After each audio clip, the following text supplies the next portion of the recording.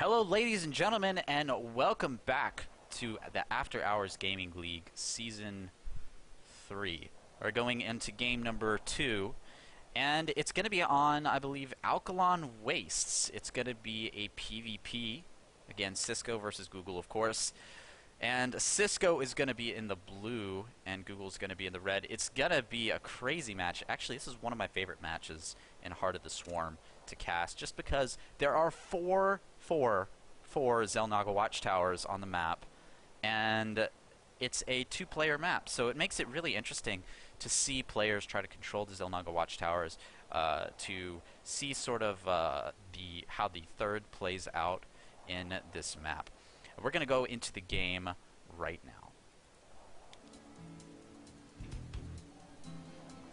Alright, ladies and gentlemen, welcome to Alkaline Wastes.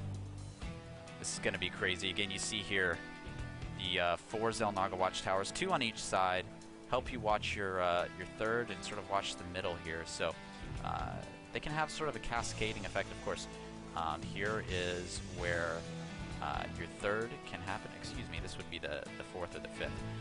The third can be very interesting here, or it can be interesting down here. Lots of good tactical decisions. But before we go into that, let's go ahead and introduce the players. Up here, in the top right-hand corner, or top left-hand corner, excuse me, we saw them take a very strong game number 1. Cisco playing it out very, very well tonight.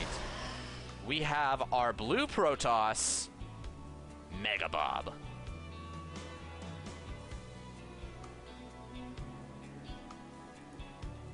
And don't count him out quite yet. We have down here a very strong player from Google. He is our red Protoss, Alex. Alex going for the Chronoboost strategy, as is typical. Actually, nice little in-base expansion. I like seeing that against Protoss. It's pretty hard to hold. Pretty hard to hold your main if you try to expand first. Usually they say in Protoss, he who expands first wins, if you can hold it, right? That's the hard part. And as a Protoss player against another Protoss player, it is devastatingly difficult to hold this natural. As you can see here, there's a 3-way wide ramp, so you have to do quite some shenanigans to hold that ramp down as an early expanding Protoss. So we see a lot of Protoss on this map just decide to, go ahead and do the in-base expand, get some of their tech up first, and then expand to the natural. And if the game goes that long, go to the third. Of course, PvP still, even today, a pretty dynamic matchup. At the beginning of Wings of Liberty, it was the most dynamic matchup, I would say, arguably. I think that title now goes to Zerg versus Zerg, but even today, it can be kind of difficult to get your natural, especially get your third, just because if you lose 1 or 2 units, it's so easy for your opponent just to overcome you, just to out-micro you. Taking a quick look at the production tab, both players have everything coming up at about the same time.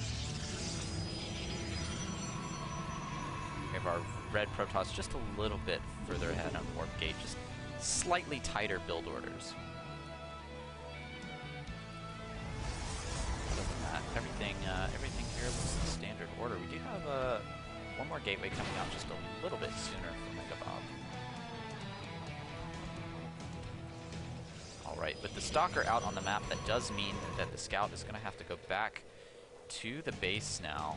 We see that Alex is going ahead and just actually taking control of this watchtower. It looks like, wow, and in PvP, the best thing to do in PvP is just to think of what you would do and then try to counter that. PvP is mind game central. So yeah, check this out. He's like, I would take the watchtower, so let me go kill the other watchtower. And sure enough, there's the probe. Very smart play there by Alex. I love that play. Doing exactly what he did in Mirror and thinking about what his opponent was going to do. That was very smart. Now Megabob going ahead and getting 3 Stalkers out on the map. I like this. He's going to try to take a little bit of map control. And the reason why he's doing this so early is because he does have back, if we take a look back on his base, he does have the Stargate coming up. So it's going to be maybe a Phoenix Void Ray play. And oh, look at what that map control got him. Megabob spotted the proxy pylon, and Alex's early aggression that he wanted to do is now going to be halted. Alex, he's now going for some Immortal play right now.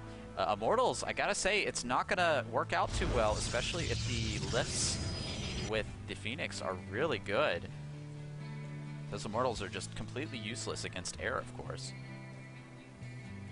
Here we go, the Void Rays are already coming out. This is gonna look like a very strong attack here by Megabob. The timing is really good. You can tell that Megabob has practiced this build quite a bit. The Mothership Core is now out on the map for defensive purposes, and that's what I love to see from a Protoss. Of course, this Mothership Core in Heart of the Swarm, it opens up a lot of different builds for Protoss that just weren't available before. Before, the Protoss would just kind of have to do a coin flip and hope that the opponent didn't attack before he could get, you know, his 1 or 2 Void Rays out plus a Phoenix or something like that. In fact, going 1 Void Ray and then now adding some more Phoenix. Not going all in with the Stargate play, though. He just has 1 Stargate out on the map, a couple of Warp Gates as well. So a very balanced approach here to a Stargate play. He's just kind of hoping his opponent doesn't see it coming. And this is what I like to see. He's hoping that he can put his opponent on edge and take him out. Now Alex, on the other hand, going for this Immortal play. If the Phoenix aren't microed correctly, then these Immortals are just going to be so strong. And here we go, the Phoenix coming across the map. Now, of course, Hallucinate and Heart of the Swarm is not a researched ability on Sentries, so when our opponent here, Alex, sees this Phoenix, he could suspect that it might be hallucinated and not a Stargate play. That's the nice thing about actually scouting with the Phoenix. It's kind of mind games a little bit. Alex moving here across the map. I wonder what he's doing this timing game. This timing window might not work out for him. He does know that the Phoenix is real based on the damage he took on the Mothership Core. And actually, there are no pylons set on the map. There's an observer out, but there's no probe with this army. This is really dangerous. And in fact, look at that, lifts on the Immortals, but he's going to need a lot more firepower than that to take those Immortals out. There's no reinforcements here. This might be a really dangerous move here by Alex, and Alex recognizes it. He's going to have to get back. Decided to stay at the bottom of the ramp for now. Alex actually has the bigger force here. And oh my gosh, he had to cancel the natural expansion. So Alex doing a good job here keeping his opponent at bay. Oh, there's the hard part. He does have the observer on the high ground. Oh, he's going to be able to take out that stalker. That's actually huge. It's actually huge. And this is a huge supply block right now for Megabob. Megabob is in a world of hurt right now. And in fact, Alex is very safe. He could go ahead and expand, and he does decide to do just exactly that. He sees everything coming out here by Megabob.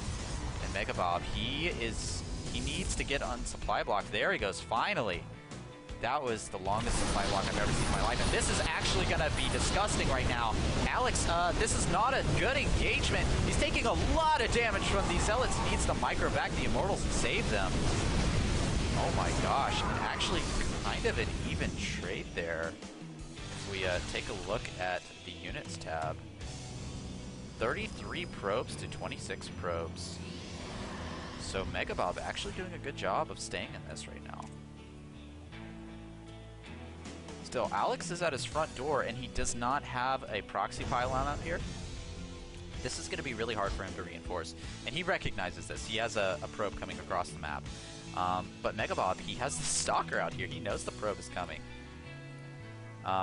Yeah, he's going to have a real hard time, especially...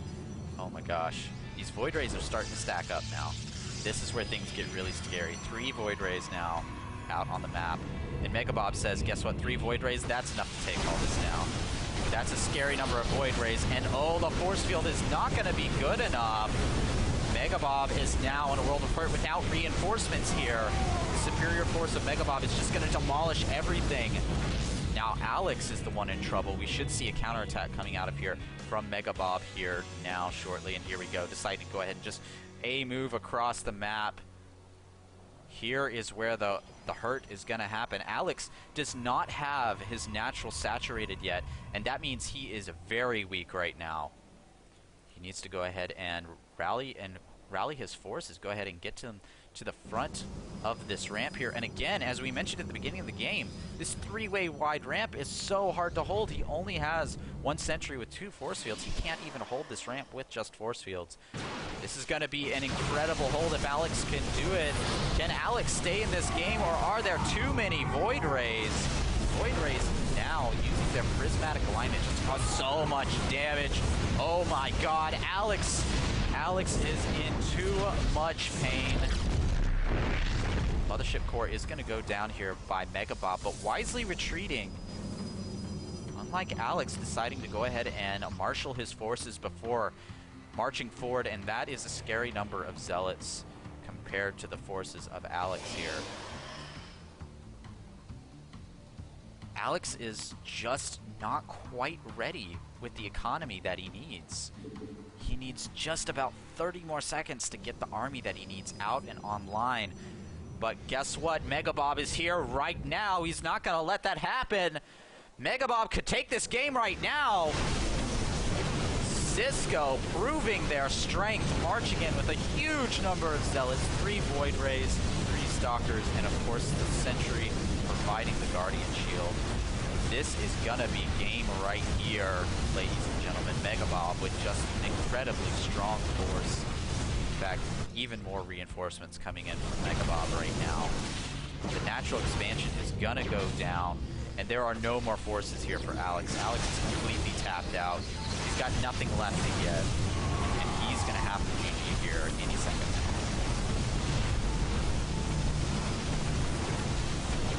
GG!